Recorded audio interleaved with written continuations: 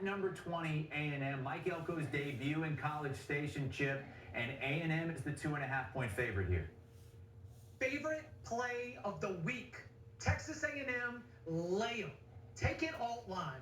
Run that thing up as high as you want to push the slider. Because we saw Notre Dame's depth chart. It was released this week. You got a lot of new faces up there. Obviously, NFL players that are gone, injuries in fall camp. What it's left us with is that among the 5 starters on the week 1 depth chart, they have 6 combined career starts. Now we're going to send this new, young, and fresh Notre Dame offensive line into Kyle Field, going up against a Texas A&M defensive line that might be one of the best in the SEC. That, oh, by the way, just got Nick Scorton from Purdue, one of the best pass rushers in the country last season. And who's that new head coach for Texas A&M? Was it maybe the head coach of Riley Leonard for the last 2 years? Who knows how to stop Riley Leonard better than Mike Elko? I also go back to Duke's debut last season and the way that they played against Clemson. Hair on fire, so prepared. Mike Elko is a plus value coach that is worth a 1.5 on Texas A&M's win total compared to where they were last year, and it starts with the big win against the Irish.